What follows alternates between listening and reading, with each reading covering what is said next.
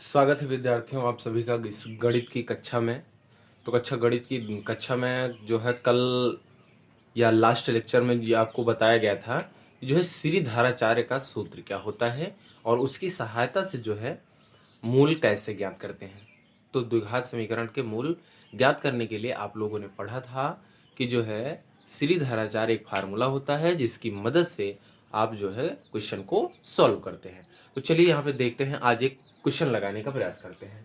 देखिए फार्मूला ये था कि x बराबर minus B plus minus under root B square minus 4ac और अपान में क्या होता है 2a होता है। अब मान लीजिए हमारे पास एक क्वेश्चन आ गया कि एक्स स्क्वायर प्लस 10x या फिर 9 कर लेते हैं 9x और प्लस में 18 इज इक्वल टू 0। अब देखिए इसके मूल जो ज्ञात करने हमें फार्मूले की सहायता से ज्ञात करने। ए वो होता है जो एक्स स्क्वायर में गुणा, एक्स स्क्वायर में क्या गुणा है कुछ नहीं लिखा तो इसका मतलब 1 है। बी कौन होता है जो एक्स में गुणा होता है, तो बी के स्थान पे 9 है और सी के स्थान पे कौन है 18 है। अब यहाँ x निकालने के लिए क्या करेंगे माइनस बी, माइनस और b के स्थान पे है 9 तो यहाँ रख देंगे 9 plus minus under root B square यानी b के स्थान पे 9 है तो इसका स्क्वायर लिखेंगे माइनस 4ac, a के स्थान पे 1 है और c के स्थान पे क्या है 18 है। अब यहाँ पे अपान में कितना हो जाएगा 2 मल्टीप्लाई a के स्थान पे 1 है। यहाँ पे हो जाएगा minus 9 plus minus under root 9 का स्क्वायर करोगे कितना होगा 81 और माइनस में 18 चौक 72 तो हो जाएगा 72 और बटे में कितना हो जाएगा 2 एक कम 2। ये हो गया माइनस 9 प्लस माइनस 81 में से 72 घटाओगे कितना आएगा 9 आएगा और 9 का वर्गमूल ले लोगे तो कितना आ जाएगा 3 आ जाएगा। बटे में कितना हो गया 2। अब यहां से करना क्या है आपको, एक बार प्लस लेना है एक बार माइनस लेना है। तो यहाँ लिखेंगे प्लस लेने पर, तो अगर यहां से हम प्लस लेते हैं तो देखो क्या होगा माइनस 9 और प्लस में 3 बटे में 2 तो बराबर कितना हो जाएगा माइनस 9 प्लस 3 होता है माइनस 6 और बटे में 2 2 एक कम 2 2 3 6 तो बराबर आ गया माइनस 3 यानी x का एक मान क्या आया 3 आया। अब यहाँ पे माइनस लेने पर यहाँ लिखेंगे माइनस लेने पर, तो अगर माइनस लेते हैं तो क्या होगा माइनस 9 माइनस 3 और बटे में 2 तो माइनस 9 माइनस 3 माइनस 12 हो जाएगा बटे में 2 2 एक कम 2 2 छंग 12 तो यहां से हमें मान मिल गया माइनस 6। तो इस समीकरण के लिए देखिए श्री धाराचार्य सूत्र की सहायता से कितनी आसानी तरीके से लग गया। ठीक है, तो ऐसे ही कोई भी क्वेश्चन आ जाए तो इस प्रकार से उनके मूलों को हम ज्ञात कर सकते हैं। अब चलिए देखते हैं इसमें कुछ नया। यहां पे ये देख रहे हैं आप फार्मूले में ये विविक्तकर लिखा हुआ है, ये इसी को विविक्तकर कहते हैं। विविक्तकर नहीं लिखा हुआ मतलब इतने को विविक्तकर कहा जाता है। ये जो बी स्क्वायर माइनस 4ac होता है इसे क्या कहते हैं विविक्तकर कहा जाता है, विविक्तकर, और इसे कैपिटल डी से लिखते हैं। ठीक है, इतना पार्ट। अब जैसे पूछा जाए कि इसका विविक्तकर ज्ञात कीजिए, कोई भी एक समीकरण आ जाए आपके पास कि एक्स स्क्वायर प्लस में 2x प्लस में 1 बराबर 0, इस समीकरण का विविक्तकर ज्ञात कीजिए। तो आपको ज्ञात क्या करना है, आप लिखेंगे d बराबर बी स्क्वायर, बी के स्थान पे कौन है 2 तो यहाँ लिखेंगे 2 का स्क्वायर माइनस 4 मल्टीप्लाई ए के स्थान पे क्या कौन है कुछ नहीं है यहाँ पे तो इसका मतलब 1 है और सी के स्थान पे भी 1 है। अब यहाँ 2 कवर करेंगे 4 आएगा और माइनस 4 एक कम 4 ही होगा, 4 में से 4 घटाएंगे 0 आया।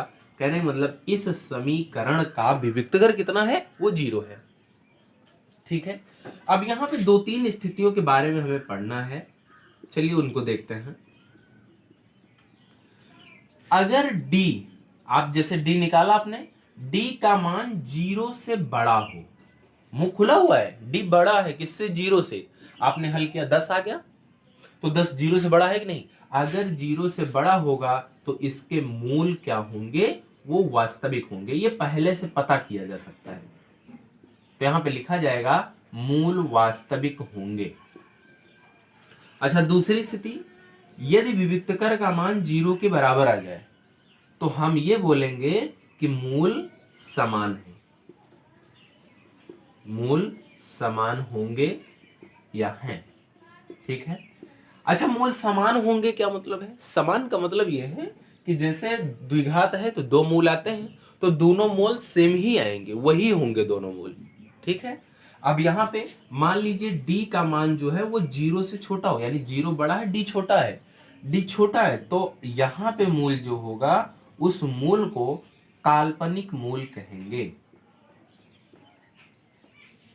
काल्पनिक मूल काल्पनिक होंगे। तो इन सारी स्थितियों को आपको याद रखना है। ठीक है, कि जब ग्रेटर देन होगा तो वास्तविक होगा, और जब लेस देन होगा तो काल्पनिक होगा, और जब इक्वल आ जाएगा तो क्या बोलेंगे कि इसके मूल समान होंगे। अब देखिए, इस पे आधारित क्वेश्चन पूछे जाते हैं, तो उन क्वेश्चन को कैसे लगाएंगे चलिए देखते हैं। देखिए, क्वेश्चन में यह पूछा जाता है कि जैसे लिखा हुआ है एक्स स्क्वायर प्लस में 10x और प्लस में 25 बराबर 0, या फिर जो है यहाँ पे k कर लो, यहाँ पे k कर लो। इन्होंने कहा कि जो ये समीकरण लिखा हुआ है एक्स स्क्वायर प्लस के एक्स प्लस 25 बराबर 0, इसके मूल समान है। मतलब क्वेश्चन ही कह रहा है कि इसका अगर मूल निकालोगे तो वो मूल समान आएगा, मूल समान है। तो बताओ इस के स्थान पे आना क्या चाहिए, क्या होना चाहिए के स्थान पे, तो जो है मूल समान हो जाएगा। अभी आप लोगों ने पढ़ा कि अगर मूल समान होता है तो विविक्त कर d का मान 0 होता है, d का मान 0 हो जाता है, और विविक्त कर d होता क्या है, b स्क्वायर माइनस 4ac बराबर 0, यही होगा। अब b के स्थान पे क्या है k, तो यहां रख देंगे k का स्क्वायर माइनस 4 मल्टीप्लाई a के स्थान पे कौन है, एक्स स्क्वायर का गुणांक 1 है, और c के स्थान पे क्या है 25 है, तो बराबर कितना हो गया 0 हो गया। अब यहाँ पे के स्क्वायर माइनस 25 का 4 से गुणा करेंगे कितना हो जाएगा 100 बराबर 0। यहाँ से के स्क्वायर माइनस नहीं, इस -100 को इधर ले आएंगे तो ये बराबर में कितना हो जाएगा 100 हो जाएगा। अब के बराबर कितना होगा, वर्ग का पक्षांतर वर्गमूल हो जाएगा, तो यहाँ हो गया 100, या के बराबर कितना हो जाएगा 100 का वर्गमूल निकालोगे तो प्लस माइनस 10 आएगा, क्योंकि वर्गमूल से जब भी वैल्यू बाहर आती है रूट से तो प्लस माइनस दोनों होता है। तो कहने का मतलब इस के स्थान पे प्लस भी हो सकता है और माइनस भी हो सकता है। ठीक है, तो इस प्रकार के क्वेश्चन पूछे जाते हैं जो विविक्तकर के मान की सहायता से लगाया जाता है।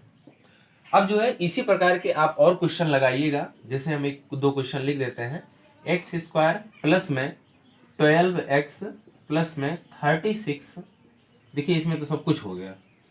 यहाँ पे है के एक्स स्क्वायर प्लस में जो है 4x और प्लस में 4 बराबर 0 के मूल समान है। ये जो क्वेश्चन दिया हुआ है इसके मूल समान है, तो बताओ कि जो है के का मान क्या आएगा। ठीक है, तो इस प्रकार से जो है आप निकालिएगा और कमेंट में जरूर बताना कि इस क्वेश्चन का आंसर क्या आया। मिलते हैं अगली वीडियो में, तब तक के लिए नमस्कार।